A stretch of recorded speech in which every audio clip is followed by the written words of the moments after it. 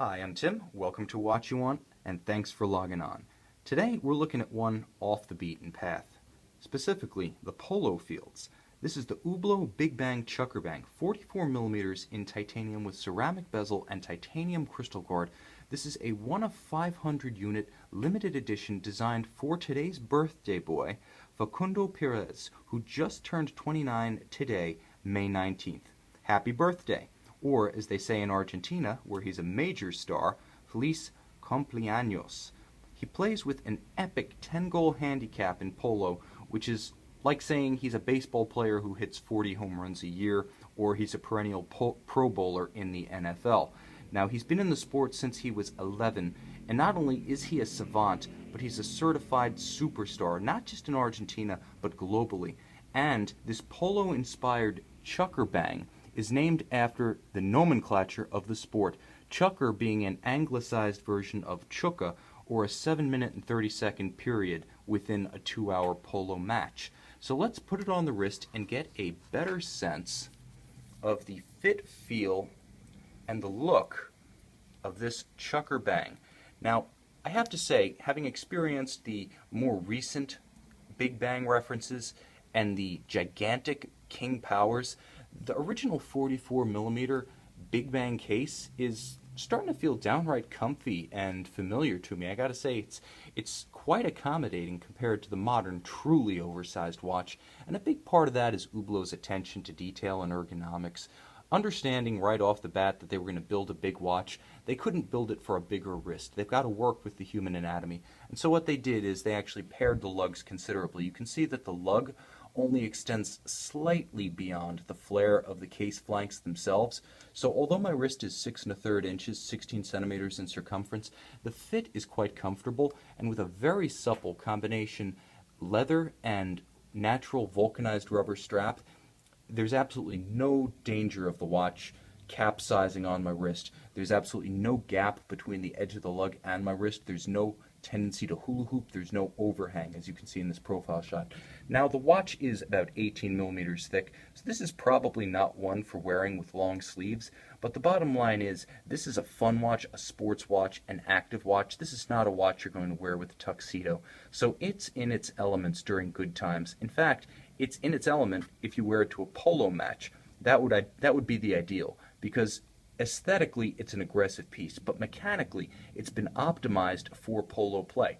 Now, Hublot uses a Hublot caliber 1141, which is a flyback chronograph featuring a seconds hand that operates in 30-second cycles. You can see the accelerated rate of that seconds hand, and then has a subdial that times out one chukka, or chukker, the 7-minute and 30-second period within a polo match. Now, this is useful for that purpose, and for resetting between chukkas, there is a flyback chronograph complication. So you can reset and restart with a single push of the button. Also automatic winding with a 42-hour power reserve. This watch, horologically, is just a little bit more involved than your typical Hublot. They tend to be watches that focus on aesthetics and attitude and persona, but this one has a degree of mechanical complication as well, and because the complication is focused on a unique type of sporting event, it's a great conversation piece. Now, in titanium, with the ceramic bezel and Kevlar flank inserts, the watch wears quite light on the wrist. I was talking a little bit before about how I'm getting used to the 44 millimeter Big Bang case, the original, but it certainly helps when lightweight materials are used. And to that end, the watch really doesn't feel much heavier than your average 41, 42 millimeter steel watch. So as big as it looks, eyes closed, you can't quite tell just how large this watch is. And that's a mark of ergonomics gone right. Now, the watch also features a nice, rugged, brushed steel deployant clasp, twin trigger release, very high quality. I like the security that comes with a twin trigger because it can't pop open like a friction fit piece, and whereas one trigger gives you a measure of security, two triggers gives you real assurance. Now, the dial itself, I'm not going to lie to you, it could be more legible, but the bottom line is that this one is designed sort of in the same line of thinking that motivated the original JLC reversal. I know it's kind of funny to mention Jaeger-LeCoultre and Hublot in the same sentence, but the bottom line is, given the challenges of keeping a watch crystal intact while playing polo, both companies decided that metal was the answer. With the reverso, designed in 1931 for British polo players in India, the idea was to rotate the case so you would have metal facing outward from the case back during play.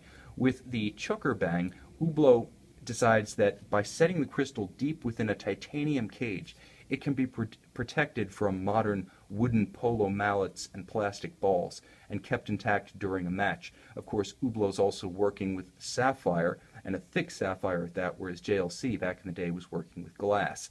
But for the time being, from a technical standpoint, I'm going to say advantage Hublot.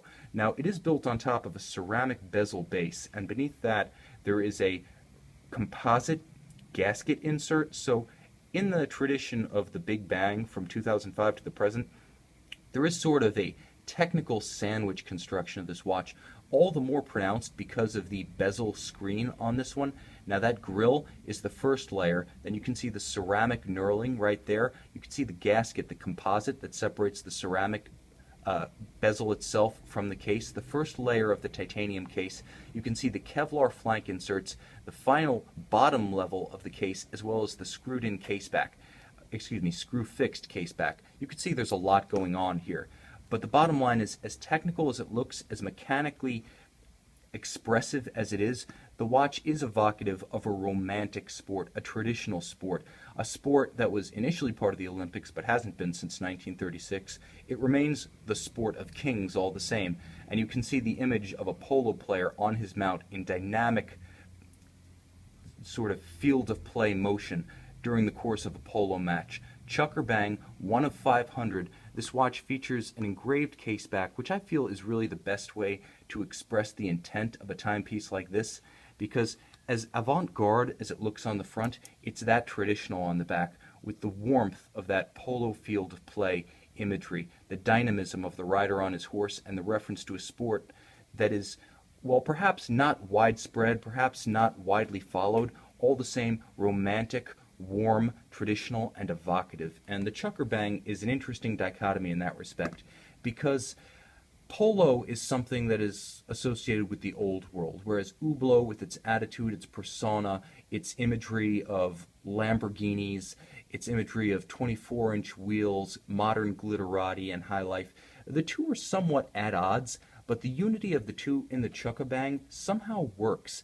And this watch is a 100% complete set. So in addition to being somewhat thematically all of a piece, the original collectible set included with this watch, one of only 500 made, is included with it. See all of the original factory accessories with this watch on our website, Watch You Want. This is the Hublot Big Bang Chukker Bang, 44 millimeters in titanium, 1 of 500, a tribute to Facundo Pieres, the birthday boy of today, 29 years old. Happy birthday, Mr. Pieres, and if you're looking for a watch, I think I've got the watch you want.